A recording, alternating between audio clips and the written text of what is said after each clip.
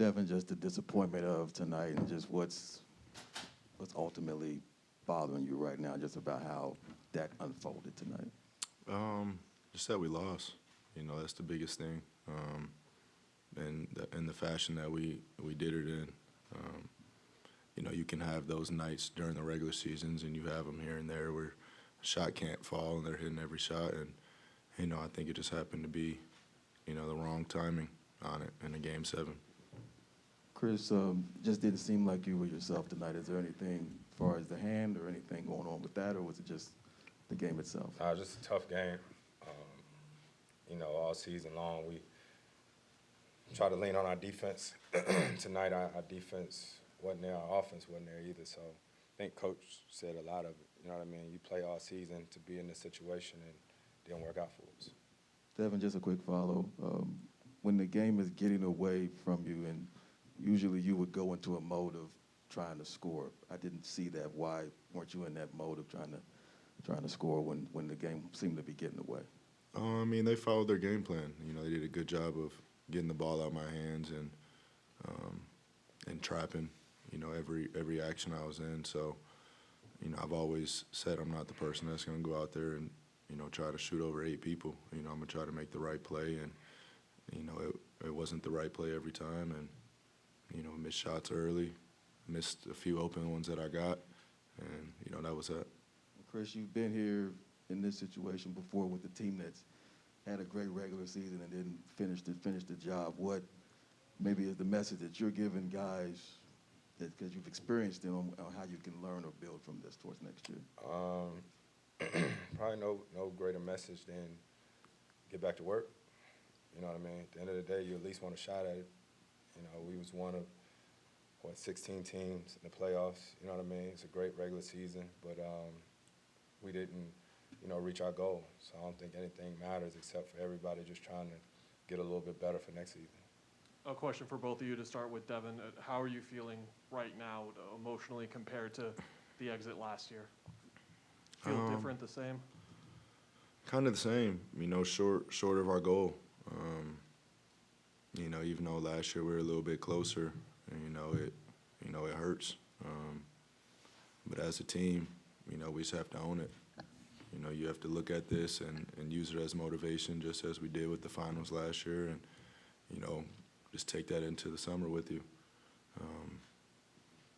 It's tough. It's going to be a few weeks, trying to clear our heads and get away from this. But, the bonus is, we get family time. We just did a 100-game season, and, a lot of our families make sacrifices, around our schedule, and now we get to tend to them a little bit. Chris, same question for you. Yeah, it's tough. Obviously, we got further last year, but didn't reach the goal. But we got a lot of young guys on our team, and I think, even just this experience to the playoffs is better than that. So I think go back to the drawing board, try to figure it out. Coach says it all the time. We get a chance to play basketball. We compete, we want to win worse than anybody. So it's unfortunate in the fashion that we lost, but we got to try to figure out ways to get better. Chris, Monty was in here taking ownership for the difference between the way things have gone for you guys all season versus the last couple of weeks. Just in your mind, what was the difference there over these last few weeks? I think that's who Monty is at the end of the day. But at the end of the day, he can't make shots. He can't play. They can come up with a game plan, but they just executed better than we did. As Book was talking, they was putting 2 on him, picking us up full court all game long. And, tonight, defensively, we just never caught up with the ball. They were making tough shots. They were getting threes, layups, a little bit of everything.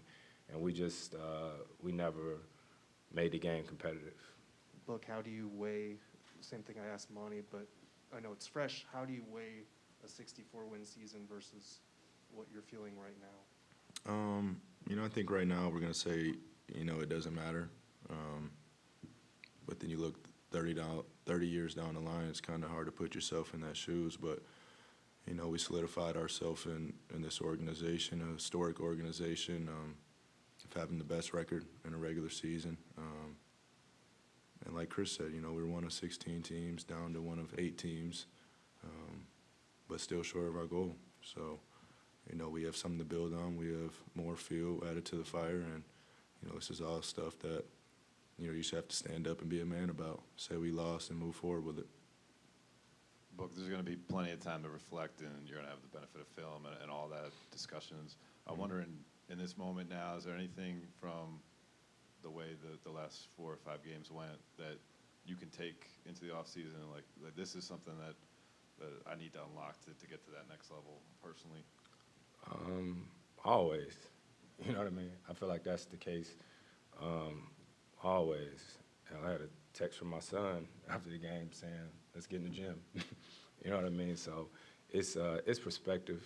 You know what I mean? I think we'll look at the film, like hindsight, you know, 2020, we'll be able to see things that we can get better at. But, yeah, it's always things that you can get better at, not only individually, but as a team. You know, this ain't tennis, this ain't golf. You know what I mean? You need everybody, and so I think that's something that we'll look at.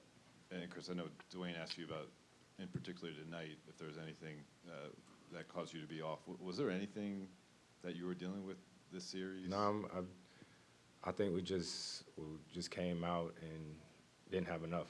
You know what I mean? I think Mont said, you know, that's on him, but I think that's on me. You know, as the point guard, the leader of the team, you know what I mean, to come out, make sure we getting the right shots and all that, but that is what it is.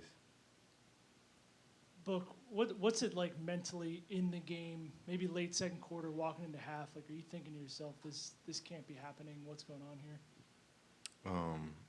You know, I'm thinking about making a push. And, you know, that's what we went in halftime saying. We always say crazier shit's been done, and, you know, we stuck with that mindset.